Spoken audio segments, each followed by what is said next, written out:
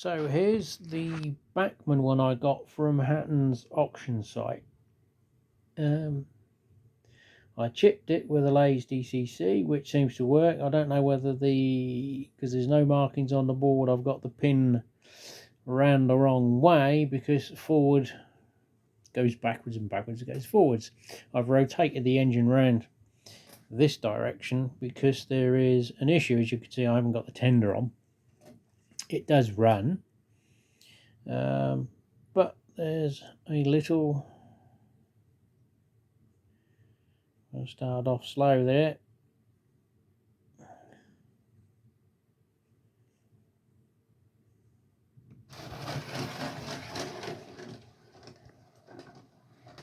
And you see,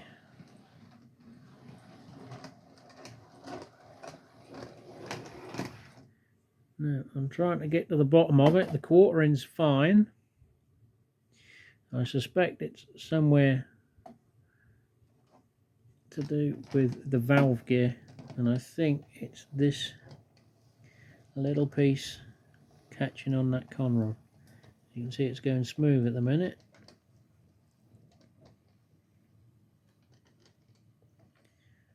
Seems to be better in reverse than forward. I think it might be that little pin there catching that secondary rod. So unfortunately I haven't got any micro tools handy here, so we'll have a look and see what we can do. Well, I've had a little fiddle and still really not got to the bottom of it. On a straight it runs perfect, but as soon as it comes to a corner, which I think is when, you know, the wheels are being pushed from one side of the chassis to the other, not all at the same time, so you've got one wheel axle bearing to the left and the other maybe bearing to the right. That then means the three are not parallel perfectly, which is then putting the gear under, you know, the free movement is there. Too much free movement, I guess, and it's coming across and slightly rubbing on opposing pieces of valve gear, but which pieces are all of the culprit, whether it's one side or not, I don't know.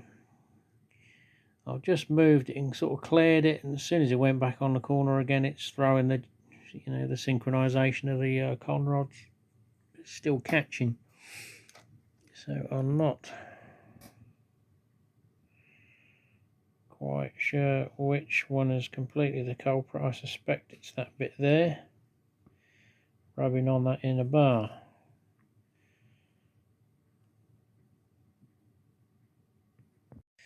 Right, tools are out, soldering irons out, body's back on. Fingers crossed.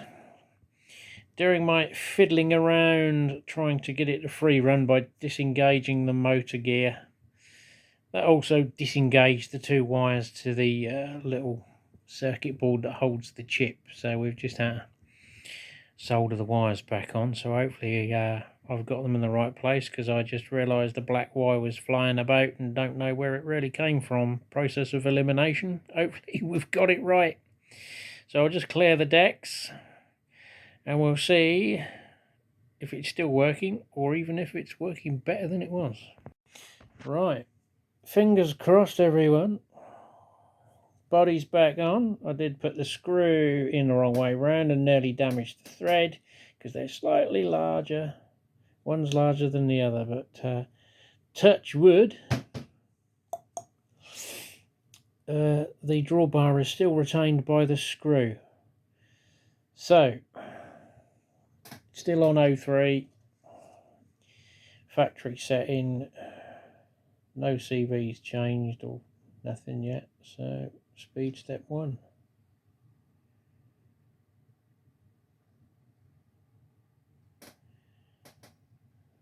Bit 2, 3, jumps a little bit 3, but obviously CV settings haven't been changed, but as you can see,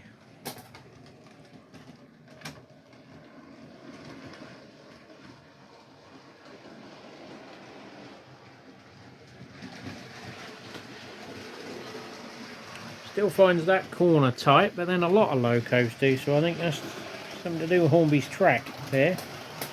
As you can see, everything else fine.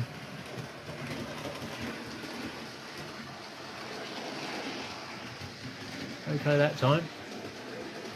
And as you can see, it's not struggling. It's a little bit tight still, but not. That's a miles better than it was doing. It was virtually bucking itself off the rails. Now I checked the back to back and it was pretty much on the money with this. It's a standard one, 14.4, I can't remember, I've checked. Anyway,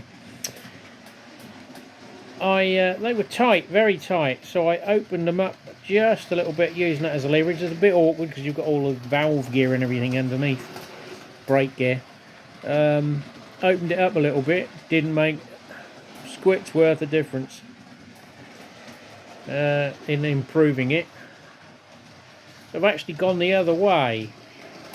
When I was sort of looking at it on this corner with the chassis off and the motor disconnected and I was free running it, it reminded me of an old Dapol N2 that I had, or N3, that really could have done like the old Hornby ones where they didn't have a flange on the middle wheel, because that constantly derailed on my radiuses, and in the end I got rid of it. And it was to the point where the curvature, the axles float, they will swing in the chassis to obviously take up the movement where the wheels are going into this bend. One's going to be this way, the rear one's going to be that way. It's at a point where the flanges are literally binding against the rail sides, and that was where the tension is coming from, and it's fighting with the valve gear rotating and trying to get those wheels round. Because I noticed a couple of times I didn't have the front ones on the track, they were over, and I thought, hello, sorted. And then I realised no, so I thought, well, we're over gauge still, so I've literally gone round and just pushed them in with my finger and thumb, rotating round to even it up, then sort of ran it against the chassis to take out any sort of unevenness of the wheels. Dry ran it, seemed to be okay, tried the motor, and well, you've seen the results.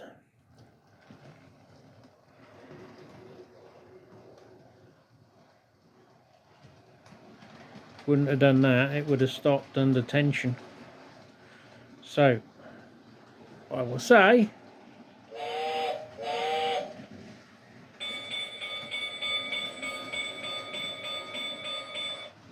it's fixed. Well, make the old girl work. There's 40 quid saved from the scrap bin.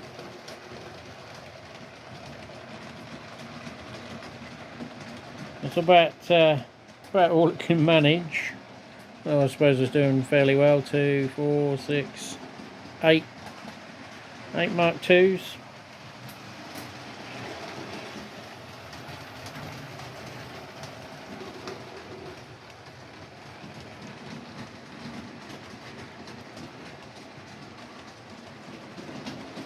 So there's a little bit of weight on the motor, but there's some in the body over the boiler.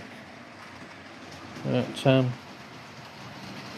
it'll probably be just running a bit of freight or a few clear stories anyway, so it won't be running any passenger express.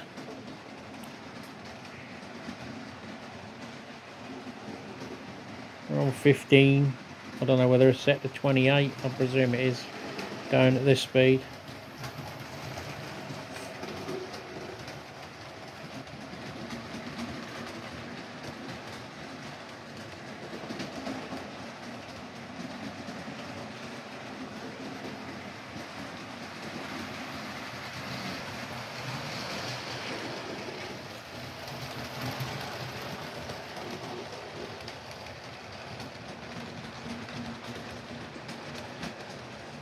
Still going well. It's on speed step 3. Takes a little while to get through. As I say, I haven't changed the CVs, so we'll call that a wrap.